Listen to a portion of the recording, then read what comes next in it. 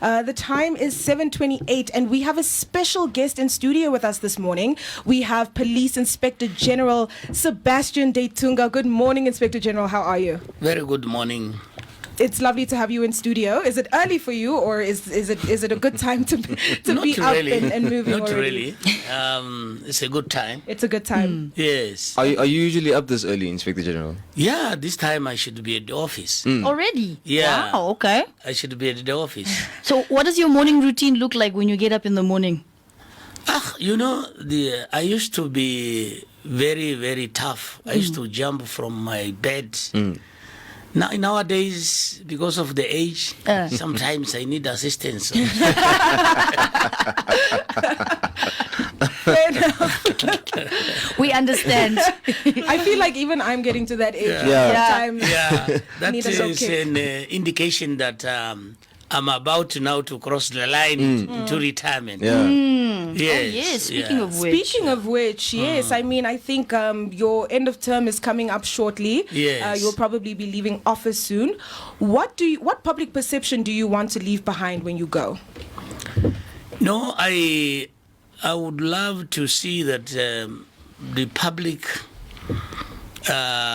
regard themselves as they have played a very important role in contributing to the growth of the Namibian police force through different ways of advising, criticizing, reporting cases, cooperating, working with the police, and also appreciating the role that men and women in uniforms have done to assist the public with the dedication and the commitment. Of course, also taking note of some of the shortcomings of some of our members.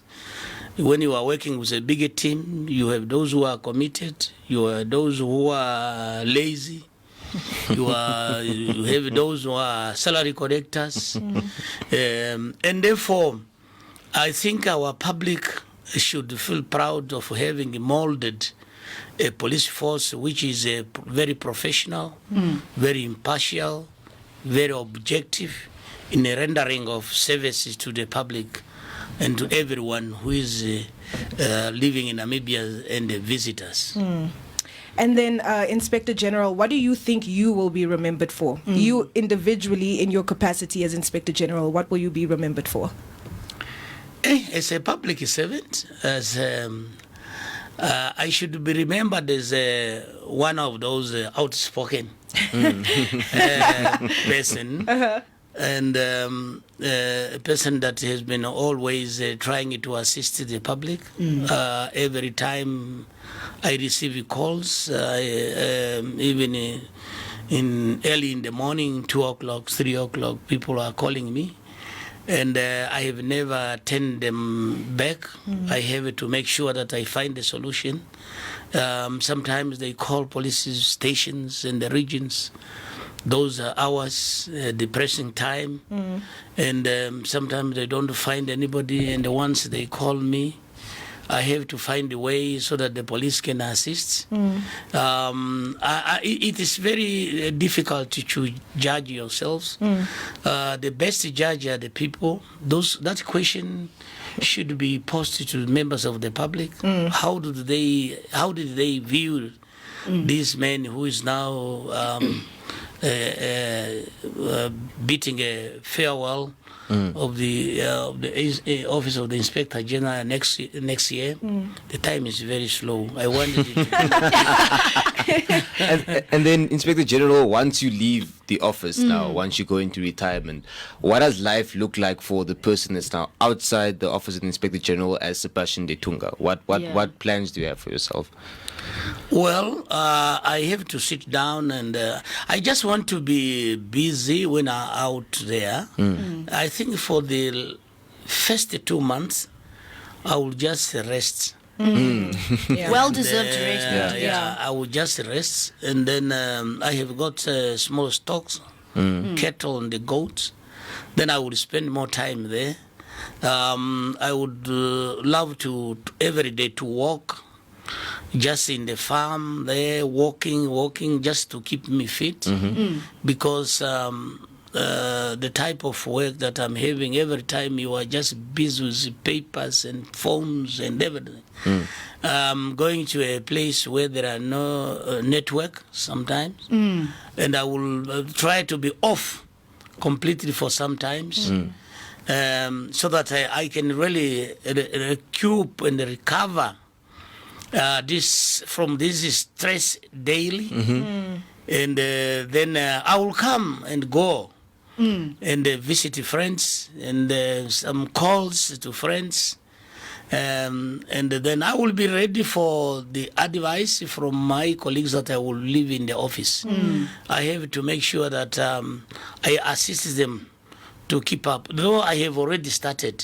I have already started last year, this year. I'm just observing them, giving them tasks, delegating them. Currently, I was supposed to be in Turkey today for Interpol. General Assembly. I have already delegated them. Most of the meetings, SADC, regional meeting, African meeting, I'm just sending them. And when I go, I know there will be no problem, there will be no gap. Yeah. But should they need my assistance, I will always be readily available. Yes. Okay. And then outside of your work that you're still doing right now, when you have off, when you have leave, for instance, is that what you do? Do you go to the farm? Do you relax a bit, take a walk there, or what do you actually do for fun to just relax sometimes? Yeah, I would love to. I will have more time even to visit families, because there was a sort of a gap of seeing a family every time, taking care. We have in Africa, we have extended the families. Yeah. Because I spent very, very long time out from my families during the liberation struggle. And when I came back, I was very busy. I will have a time now to go to villages and visit them and, share the little I have. I have taken from my pension, soap here, a chicken there, a goat there. Still gives back to the people. Okay, that's Yeah. So I will spend time, of course, when I'm out now, I able to draw up my program and see how I will handle. The life is very expensive. One would love to go to recreative tourist places, but it's too expensive also out there, particularly when you have no more income. You are only drawing out, but nothing is falling in. So one has to go and sit down carefully and draw up your program and see what is viable, what is practicable, and all those stuff. It's anyhow, one has to have a vision. From now on, what will I do? But you have to first see what you will get from your pension and start managing it. Plan and how to manage it. You still have children going to schools. You still have houses to maintain. The life is on. But you also know that I'm about to cross the red line. You never know when you are going to die. So you have also to start chopping your pension where possible. Chopping your pension. Yeah. Chopping, it's the Chopping, it's the chopping for me. You eat more apples, you eat more bananas, Yeah. Yeah. No. I will see what I will do after I'm out. Yes. 100%. What's been your, sorry, Arlana, Go ahead. what's been your most memorable experience as Inspector General? One that makes you smile. A lot. One is when the these young ones of our societies, they named me miniskirt. Yes, OKANDEITUNGA.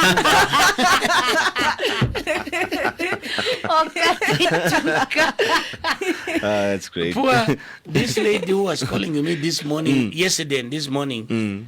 She does not know, maybe, or she did not hear. When I came here, she's putting on OKANDEITUNGA. I said, "Oh, you were troubling me because you were putting OKANDEITUNGA." Eh? Oh wow. Yeah. There are a lot of issues that whenever you're active in life, it's like a teacher. Most of the teachers, they have nicknames. The student, they give you a name. But that is normal. There are a lot of things, fun things that are coming. They draw me with a miniskirt and the uniform here, standing like a lady. I just look at it and say, God bless this one. No, you need a bit of humor in your life. And even he told them, because the ladies wanted to demonstrate, but I was in Rundu. I said, ladies, why can't you wait for me? It's better for you to wait for me. I come in Windhoek, and then you come with your miniskirt at the office. Don't go to Zoo Park. My office is there. You come to my office, and I will have a tape, a measurement. To see how short it is. I will make a measurement. Because myself, I have got no problem with a miniskirt, as long as it covers the essential part of a woman. Yeah, but I have got a problem with the indecent dressing. If you are dressing something that does not cover your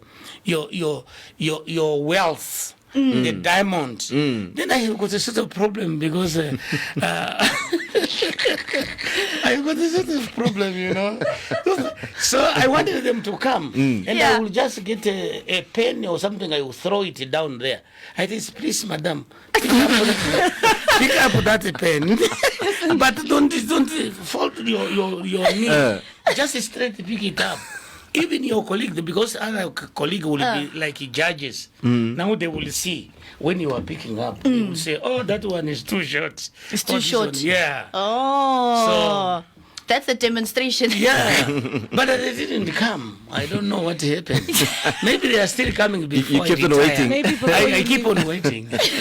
But Inspector General, jokes aside, with that miniskirt comment, it upset a lot of people. A lot of people were like, how can our police inspector general say something like that? What is your comment to those people? What did I say? I wanted them to understand what did I say. Because people, there are people who, instead of really getting the originality of the statement, they just follow what people who just heard from another. When I say something, it goes to you. When it reaches him, it has been twisted. What we were saying is that there was a group of young ladies in Rundu with a drinking spray. They were just running into the street with beers in their hands, and they were wearing these. In fact, their rear part were out. Everyone can see. That is an indecent dressing. And indecent dressing is not allowed. Now, the journalist who asked me when I spoke about indecent dressing, which is it is not permitted. It's according to our cultures in Africa. You can't wear as a woman in the street and your backside is out, everyone can see your inner. No. And then the journalist asked me, you mean you cannot, you don't allow people to wear a miniskirt? Myself, I did not talk about miniskirt. I spoke about indecent dressing. Miniskirt is I myself, I like it to look at miniskirt. My word. So people they took these things out of proportion. I never said no miniskirt. Miniskirt world over. As long as it's nicely dressed, cover the essential parts, it does not expose it too much. The diamond is not seen by everyone. You know, I can even ask you, in this country we produce diamond. Have you ever seen a diamond, a raw diamond like this? No, I have not. No. Why should this diamond is exposed to everyone? From even people in Jupiter planet today, they can see you. Jupiter. Aye. Oh my goodness. General. That's lovely. Oh, wow. Well, that's definitely something that is going to be remembered about you. 100%. Yeah. 100%. The legacy will continue. Because the youth, you know, the youth are the pillars of this society. What you do, you know, whatever you do in public, because public space is for all of us, particularly in democracy.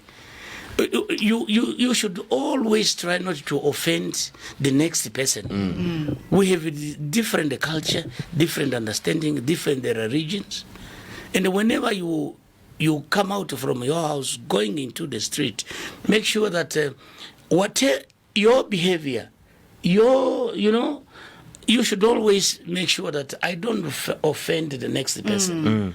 And I should respect myself, and I respect the next person. My rights end where the rights of other persons starts. Yeah. Exactly. You know, mutual respect. Of course. But you can offend someone sometimes the way you talk, the way you dress.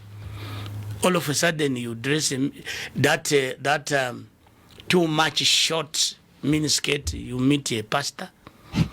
You distract the pastor. You disturb the pastor. You disturb the pastor. Wow. Inspector General, I know you studied in Cuba for a while. Can you still speak some Spanish for us? I speak a lot of Spanish. But, you know, Habla I, español. Un tiempo vivimos Habla hablar español. español. yo hablo español. Ah. Yo hablo español muy bien. Okay. Yo estudié en Cuba. Estuve en Cuba 15 años. Sí. Yeah, Makota's out now. Acá hay mucho Yeah. para hacer. 15. Sí. Mucho placer. Sí. Mucho para hacer. Mucho placer. But at least Yo you hablo have- espanhol y português. Falo português. Eu falo Espanhol. português, eu falo só um pouco, eu compreendo só um pouco.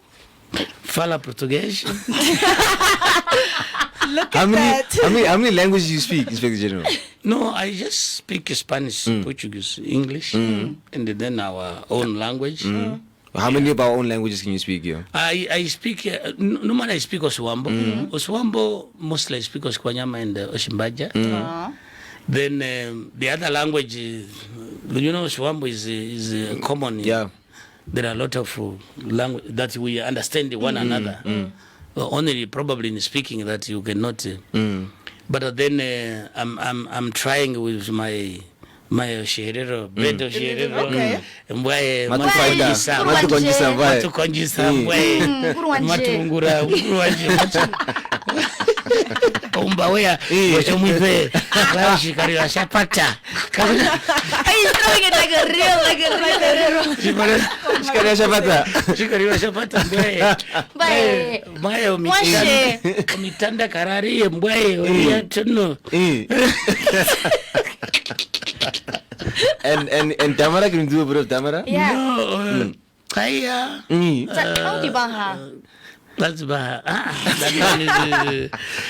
Kaya. Eche. Matisa. Matisa, that one is the Matisa. word, yeah. Matisa, yeah. Matisa is the one that I was looking at. But I was, but Africans also. Yeah. I was going to Kom ons ask. praat so 'n bietjie Yeah, Afrikaans ook. you know, I was working in the farm before I went in the liberation struggle. Yeah. I was working at a farm near Konkib. Konkib is that side of Bethany. So that side, I went there, very small boy. I was looking after 601 sheep. You know? And my boss comes and say, Vambuki, waar say the scarf?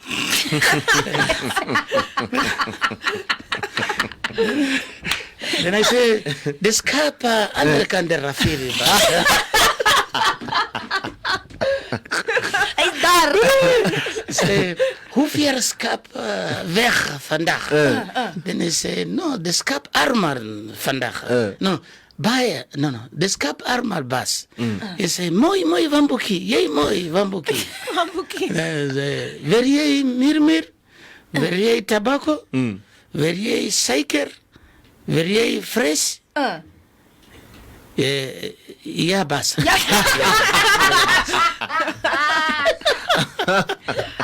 Oh wow. Yeah, bus. Yeah, bus. Any of whatever. Whatever you're offering me, just give it. Just give it. So those are the life. I stayed there for 15 months, looking after sheep. Looking after the sheep. And then from there, I went abroad for the liberation struggle. And how was that experience for you living abroad as a Namibian during the liberation struggle? No, first when we went there, I was very young. I didn't know. I just followed the others. Others were going. People were saying, no, because I didn't know how to read, to write. People were going to school, Zambia, Tanzania. Oh, let's go. So when we went there, then it was a different story, because when they started now sensitizing us and telling us what is the situation at home. Because to me, when I was a young one, it was normal. I didn't know that we were colonized. I was too young. Yeah. I see the life is just normal. It's just life. like that, yeah. Yeah. But before we went at our area here at Onelewa here, at Ohakado, there was an old man who was it's like a mobilizer, swap mobilizer, who was mobilizing all the children, the young ones who are there, the young ones. Yeah. To say, when I came there, other young people were no more there. They left. And he was telling me, you know why your peers are not here? No, it's just because they went for the liberation struggle. So 6 o'clock, he took us. He used to take us in the bush, just nearby. And then he tunes a radio Brazzaville. The radio Brazzaville is a Swapo radio transmitter. That radio was normally they start with a song, Swapo shall never be beaten by force regime. Then they put it firearm now. So they say, can you hear? Your peers now they are armed fully to go and fight for the liberation of our country. Those because the northern part is when you are at that side of the northern part, you can't come and at the other side of the red line if you don't have a pass. You come here on a contract. After you finish your contract, you should go. If they catch you here after your contract is expired, you will be deported like a foreigner. You are deported. That's you are arrested and then deported. So then they say your countries colonized, the white minority, the apartheid. That's why we don't mix in schools. Our schools are separated. You go to Windhoek, you have a location here, Herero location, Vambo location, Damara location. The Kaladas are there. At night, you should not be allowed to be in the city center. At night, you can't be. If you are found in a city center, unless you have a paper that shows that you were working until that time. Otherwise, you should be at your reserve there, whether you are Damara or you are Vambo or so on. In the location, yeah. So they prepare that. Then we know, this is the situation. We have to. Then we are trained the military. You are trained the military to go and fight. And we are going to fight, but not all of us we will see the light of independence. Most of us, we might sacrifice. And so many of our friends, comrades, they sacrificed. Those who were with us, most of them, they could not manage to come up to independence. They remained in the liberation. They died in the course of the liberation struggle. Maybe I could also be one of them, but I was lucky in 1977. I was withdrawn from the front line, and then I went to Kasinga. And Kasinga, I went to Njab, and then after Kasinga was attacked, we went to Cuba. Maybe if I could have remained, If you stayed, maybe I Things would would not have be been here enjoying this interview today. Well, we are happy that you are here. Yes, we are and very able grateful to have this that interview you are with free us today. Yeah, thank you, thank you. 100%.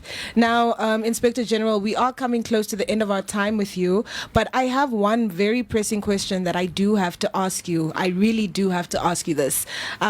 In your time as Inspector General, one of the biggest things that have been plaguing our country is the issue of rape. No? So the issue of rape, especially of young girls, it's been a very big issue for our country. So when you hand over now to the next person that's coming after you, what is the plan for us as a country to tackle the rape issue? The rape issue, just like some other serious crime in our society, such as domestic violence. These are societal problems that cannot only tackled by the police. It's a society that needed to come down and probably, I think we need to have probably a research and a study that can inform the society the better way for addressing this issue of rape. This rape in nowadays is having a different dimension because you find the victims that are involved are not mature people, are babies. I'm not too sure whether this one should be called rape, because how can you, a baby of 2, 3, 4 years, is molested, raped by a man? Because in rape is when there is no consent. You can't, there is force and there is no consent. You can't expect in any way to get a consent from a baby. This is having a different dimension, and I have mostly seen this in rural areas. Is where most of the rape of babies and minors is taking place. And if you look at the people who are involved and they look at their educational level, it's also very low. And also there are issues of superstitions coming in. People probably misled by different people in the society who regard themselves as whatever. They advise people that if you want to be rich, this is what you do. This is what you do, yeah. You go and they do this, go and they kill a person, go and they rape a person, and then you will become rich. I don't know their title. There is a certain title that I have forgotten now. This is a serious problem that we should continue looking at the best ways of intervening, a serious mechanism to intervene and save our women, young women and the babies from being raped. I have seen of recently that cattle headers, even today, I received the reports of mostly cattle headers in the north, and it's mostly this side of the north where these things are happening. Very rare in the south. I get babies or teenagers that are raped. They might be very few cases, but when you go down north, there are a lot of these cases. And there is a serious intention. The government has created infrastructures or structures like the Ministry of Gender, the police, and then together with non-governmental organizations, churches, community leaders, We need to always to have a constant, probably exchanging of views, and find probably a better and appropriate mechanism to intervene in probably continuous sensitizing members of the community, and also those who are taking care of the children and the babies, to make sure that they don't leave children in the care of people who are not trusted or trustworthy, or to make sure that the children are always with the parents. And I have seen also parents who are totally negligent. They go for drink spray. They leave their children unattended or attended by people whom they don't trust. So it's a package of issues that we need to sit down and look at it and probably find an appropriate intervention mechanism. Absolutely, but it has to be intersectoral as well. Because for now we are more reactive. I'm not too sure that if we have a good preventive strategy, we are more reactive. Or every time you just react to an incident that happened. But probably little we are doing it to sensitize members of the community, families, and even school-going children, students. Everyone should play a role, so that we save our women and children and girls. Absolutely. And one final question before we let you go, Inspector General. I'm sure that you have a lot to tend to this morning. But we always ask people, if they are guests, if they were stuck in the desert, what 5 things would they want to take with them? But what we're going to ask you, rather, is if you were stuck in the desert with Job Amupanda, what would you ask him? Job Ampanda? Yes. No. If we are, you know, Job is my compatriot, and if we are stuck in the desert, it depends what was our mission in the desert. Let's just say life Mission. What was our mission to The helicopter crashed or it just something. crashed and then out we're of just the the two blue. of you.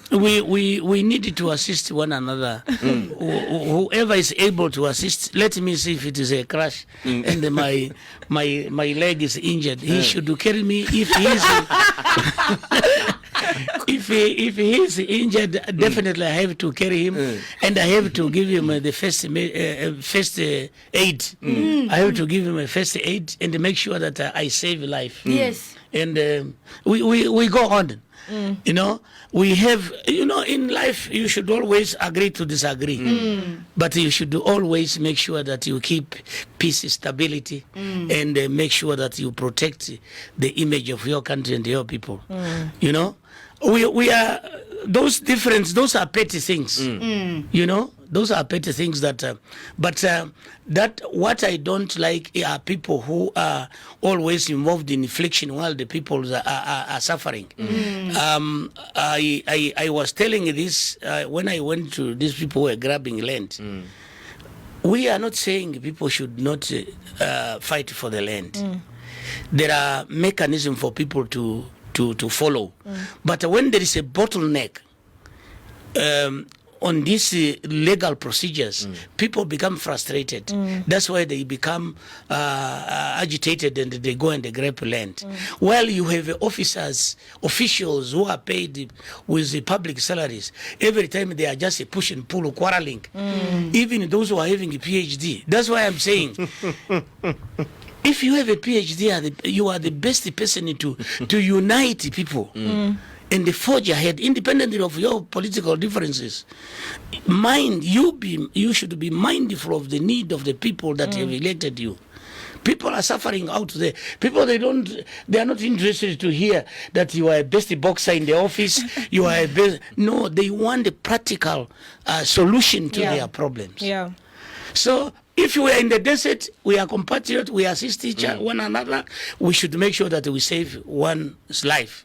Definitely. Definitely. That was the Police Inspector General Sebastian Ndeitunga right here on Desert Radio on this Monday morning. We chatted OKANDEITUNGAs, we chatted exile, we chatted Cuba. It's been a great time to have you in studio, Inspector General. Thank you so much for joining us. All the best, and they continue with your very important and good job of informing the people, informing and educating, Of course. the nation. Absolutely. Thank you so much. All Thank the you best. so much. On the other side of this, we will have news highlights and then later sport highlights. So stay tuned and we'll be right back.